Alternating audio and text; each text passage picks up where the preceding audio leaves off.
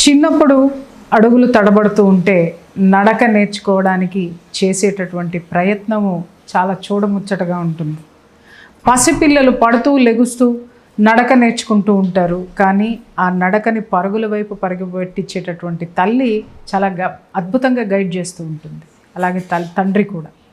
కానీ 40 దాటిన తర్వాత అదే తల్లి అడుగులు వేయాలంటే చిన్నప్పటి తడబడిన అడుగులు గుర్తొస్తూ ఉంటాయి. మోకాళ్ళ నొప్పులు, నించుంటే కూర్చోలేరు, కూర్చుంటే నిలబడలేము, విపరీతంగా ఆ మోకాళ్ళ నొప్పులు బాధిస్తూ ఉంటాయి.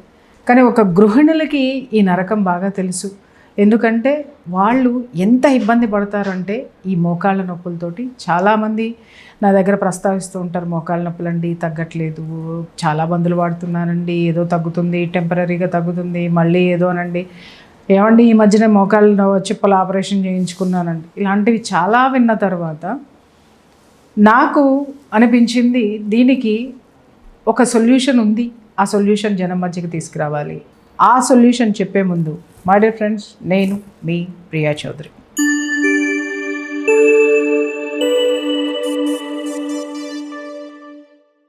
మేడం నమస్తే. నమస్కారం అండి. మోకాళ్ళ నొప్పులు అది ఇంకా చెప్పాలంటే ముఖ్యంగా మహిళలు ఎక్కువ ఫేస్ చేస్తున్నారు. ఈ మధ్య మగవాళ్ళల్లో కూడా ఆ పెయిన్స్ విపరీతంగా వస్తున్నాయి. ఈ మధ్య సర్జరీలు చాలా ఎక్కువ పెరిగినాయండి. మోకాళ్ళ చిప్పలు మార్చడము, అక్కడ ప్లేట్స్ వేయటము, అక్కడ స్టీల్వి ఏదో ఆర్టిఫిషియల్ ఇది చేయటము.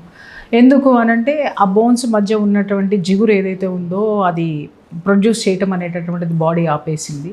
అక్కడ ఎముకలు అరిగిపోయాయి కాబట్టి దానికి వేరేది ఆర్టిఫిషియల్ది రీప్లేస్ చేయటం అనేటటువంటిది జరుగుతుంది. అంటే చాలామంది బాగుపడిన వాళ్ళు కొంతమంది ఉంటే దానివల్ల కూడా కొన్ని నష్టాలు ఫేస్ చేస్తున్నటువంటి వాళ్ళు కూడా ఉన్నారు. నేనేమంటున్నానంటే ఈ మోకాళ్ళ నొప్పులు ఎప్పుడైతే స్టార్ట్ అవుతున్నాయో, ఎప్పుడైతే మనం గుర్తిస్తామో అప్పటి నుంచే హీలింగ్స్ అనేటటువంటిది తీసుకుంటే ఈ ఆపరేషన్ అనేటటువంటి స్థితి వరకు వెళ్ళాం. అది ఒకటి. ఆపరేషన్ చేయించుకున్న తర్వాత కూడా వాటి ప్రభావం ఉంటుంది. వాళ్ళకి రిలాక్సేషను, అలాగే విపరీతమైనటువంటి మోకాళ్ళ నొప్పులు ఉన్నటువంటి వాళ్ళకి ఈ దివ్యశక్తిపాత ఎనర్జీ ఏ విధంగా ఉపయోగపడుతుంది అంటే ఇక్కడ ఎనర్జీ బ్యాలెన్స్ వలన శరీరంలో ఫిజికల్ బాడీలో కూడా అంటే బాడీ మైండ్ అండ్ స్పిరిట్లో మనం స్పిరిచువల్ లెవెల్ హీల్ అవుతాం, మైండ్ ఎమోషనల్లో కూడా హీల్ అవుతాం. తర్వాత ఫిజికల్ బాడీలో అంటే వీటిలోంచి ఆ కనిపించని ఆ శక్తి లోపలికి వచ్చి అది కన్సాలిడేట్ ఫిజికల్ బాడీగా అన్నమయ కోశంగా మారుతుంది అనుకోండి. ఈ అన్నమయ కోశంలో వీటి యొక్క సైకోసోమాటిక్ అవును చాలా వరకు కొన్ని సైన్సెస్లో ఫియర్ వలన మోకాళ్ళ నొప్పులు వస్తాయి.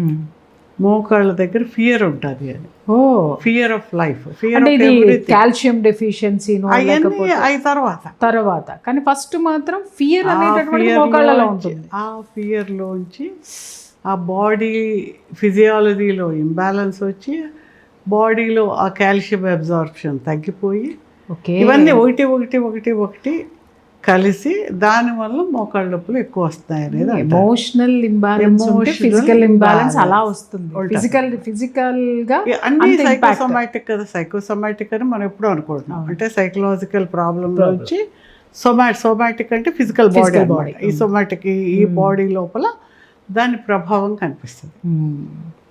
అది మనం ఈ ఎనర్జీని బ్యాలెన్స్ చేయడం ద్వారా ఎక్కడైతే నెగిటివ్ ఎనర్జీస్ బ్లాక్ అయి ఉంటాయి అంటే flow of energy through the ఈ లెగ్స్లోంచి పాదాల్లోంచి you are not connecting to the earth.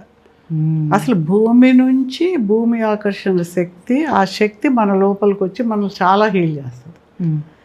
మనకు చూడండి ఉట్టి కాళ్ళతోటి వెళ్ళి చెరువులో స్నానాలు చేయడము, తాగుతూ ఉంటాము, గుళ్ళో ఉట్టి కాళ్ళతోటి వెళ్తాము, అక్కడ నేల మీద కూర్చుంటాము. కూర్చున్నప్పుడు బేసిక్ చక్ర ఆ గుడి ఆ రాళ్లే కదా ఉంటాయి, అక్కడేమి ప్లాస్టిక్లే లేవు కదా. ఆ రాతిలో ఆ దివ్యమైన శక్తి మన బాడీ లోపలికి వస్తుంది. అంటే భూమిలోంచి వచ్చే శక్తి చాలా powerful energy to heal the physical body. అందుకని గ్రౌండింగ్ చేసినప్పుడు కూడా యూ కెన్ అబ్జార్బ్ ఎనర్జీ అనమాట. ఇంటెన్షనల్గా కూడా మీరు అది తీసుకోవచ్చు ఎనర్జీని. అంటే ఇక్కడ ఒక చిన్న డౌట్ ఉందమ్మా. ఇప్పుడు కింద కూర్చోకూడదు, ఏదో ఒకటి కింద వేసుకొని కూర్చోవాలి, భూమికి ఆకర్షణ శక్తి ఉంటుంది, నీ లోపల ఉన్నటువంటి ఎనర్జీ మొత్తం భూమి లాగేసుకుంటుంది అనేది చిన్నప్పటి నుంచి వింటున్నటువంటి విషయం. అంటే వస్తూ మీరు హయ్యర్ ఎనర్జీస్ తీసుకుంటున్నప్పుడు అది కిందకి వెళ్ళిపోకుండా ఉండడానికి బాడీలో మాత్రమే కింద మీరు వాడుకుంటారు.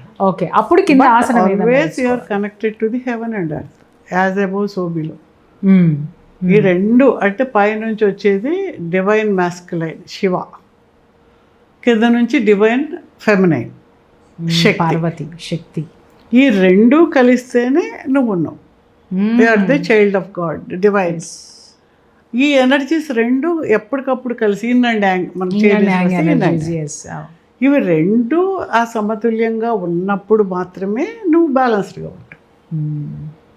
నువ్వు ఎక్కడ ఏది ఎలా తీసుకున్నా కూడా ఆ రెండు బ్యాలెన్స్ ఉంటేనే నీకు బ్యాలెన్స్ ఇన్ లైఫ్ ఉంటుంది. అది నొప్పులు కావచ్చు, ఫిజికల్ బాడీ కావచ్చు, ఎమోషనల్ కావచ్చు, నీ జీవితంలో ఫైనాన్స్ కావచ్చు, రిలేషన్ కావచ్చు, కెరీర్ కావచ్చు.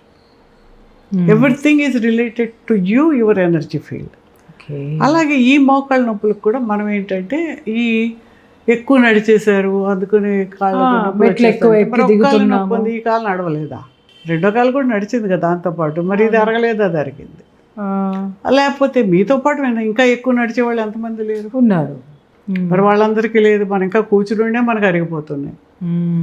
అంటే body mechanism, metabolism of the body ఎప్పుడైతే ఇంపైర్ అయిందో అది సరిగ్గా పని చేయకుండా ఉండేలాగా మనం ఆహారము, వ్యవహారము, ఎమోషనల్, మెంటల్, ఇవన్నీ మైండ్ ఓవర్ మ్యాటర్ అన్నమాట. మన మైండ్ ఎప్పుడైతే పరిపరి విధాలుగా పోయి ఇవన్నిటి పోగు చేసుకుని ఆ నెగిటివ్లో ఉండేటప్పటికి నెగిటివ్ ఇంపాక్ట్ అంతా ఫిజికల్ బాడీలో మేనిఫెస్ట్ కనిపిస్తుంది మనకు. మనం ఆ మూడింటిని క్లియర్ చేసి అనుసంధానం చేసినప్పుడు ఫ్రీ ఫ్లో ఆఫ్ ఎనర్జీ ఉన్నప్పుడు అది ఇప్పుడు మనం బాగా తుప్పు పట్టిపోయిన ఓ సైకిల్ చక్రం వాడకుండా ఉంటే తుప్పు పట్టిపోయింది అనుకోండి, దాన్ని శుభ్రంగా తుడిచి రస్ట్ అంతా పోయేలా పెట్టి కొంచెం ఆయిల్ పెట్టి తుడిచి వేస్తే గిరగిర తిరుగుతుంది. ఈ అలా తుప్పు పట్టిపోయాయి అన్నమాట. అది యూరిక్ యాసిడ్ కావచ్చు, ఇంకోటి కావచ్చు. వీటిని ఎప్పుడైతే వాటి నార్మలైజ్ చేసి ఆ ఎనర్జీ ఫ్లో సెట్ అవుతుందో, ఎనర్జీ ఫ్లోతో పాటు నీ బ్లడ్ సర్క్యులేషన్ ఉంటుంది, ఆక్సిజన్ సర్క్యులేషన్ ఉంటుంది, మెటబాలిక్ యాక్టివిటీ ఉంటుంది. అన్నిటితో పాటు నీ ఫిజికల్ బాడీ కూడా తనకు తాను రికూప్ చేసుకోగలిగే శక్తి ఎప్పుడూ ఉంటుంది బాడీకి, ఎప్పుడూ ఉంటుంది. ఓకే, దాన్ని మనం గుర్తు చేసుకుని రివైవ్ చేస్తున్నాం. ఓకే, రిజోనేట్ యువర్ బాడీ అని చేసుకున్నప్పుడు అది చాలా ఆ నొప్పుల వాళ్ళే కాదు. అసలు ఒకసారి అయితే ఒక ఆమె ఆ స్పైనల్ కార్డు ఇలా కదులుతుంటే లోపల టక్ సౌండ్లు వచ్చావు అనమాట. ఆవిడ ఏమండి ఇంకా డాక్టర్లు ఏం చేయలేమన్నారు, నాకు బాగా అవుతుందా, ఆ లోపల అవి ఏంటేంటో అయిపోయి, అవి ఏవేవో అయిపోయి, బ్రిటిల్ అయిపోయి అసలు అలా కదులుతుంటే ఏవో సౌండ్స్ అనమాట. అంటే పడుతుందమ్మా, నువ్వు నేర్చుకో, ముందు ఆ నొప్పులు గిప్పులు అవన్నీ తగ్గుతాయి, తర్వాత నెమ్మదిగా 76 months లోపల ఆవిడ కంప్లీట్గా నార్మల్ అయ్యి, అంత భయంతో వచ్చిన ఆవిడ అనమాట. ఈ మోకాళ్ళు నొప్పులతోటి స్టిక్స్ పట్టుకుని డాక్టర్స్, పెద్ద పెద్ద గైనకాలజిస్టులు వాళ్ళు రిటైర్ అయ్యాక 10 ఏళ్ళకి ఈ ఆపరేషన్లు చేయించుకోలేక, ఏమంటే ఏదో మీ దగ్గర ఏదో హీలింగ్ నేర్పిస్తారని వస్తే నేర్చుకుని వాళ్ళు పట్టుదలగా చేసుకుని వితౌట్ తీసుకున్నారు. ఇక్కడ మనోళ్ళు తక్కువ కానీ యుఎస్ లో అయితే అందరూ డాక్టర్సే.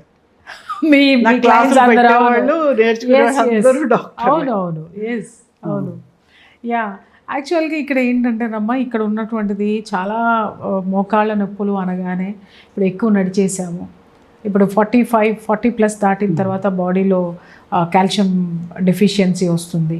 ఆ కాల్షియం డెఫిషియన్సీ రావడం వల్ల అరిగిపోయినటువంటి వాటికి రీప్లేస్మెంట్గా ఆర్టిఫిషియల్ వేస్తున్నారు. ఇప్పుడు నేనేం అడుగుతున్నానంటే, ఇలా అరిగిపోయినటువంటి ఎముకలకి కూడా ఎనర్జైజ్ అయ్యి అవి మళ్ళీ డిజాల్వ్ అయ్యేటటువంటి పూర్తిగా డ్యామేజ్ అయినవన్నీ నేను చెప్పలేను, కానీ నాకు తెలిసి విత్ స్టిక్తో వచ్చిన వాళ్ళు వితౌట్ స్టిక్ 2-3 monthsలో వాళ్ళు నడవడం చూశారు పెద్దవాళ్ళు.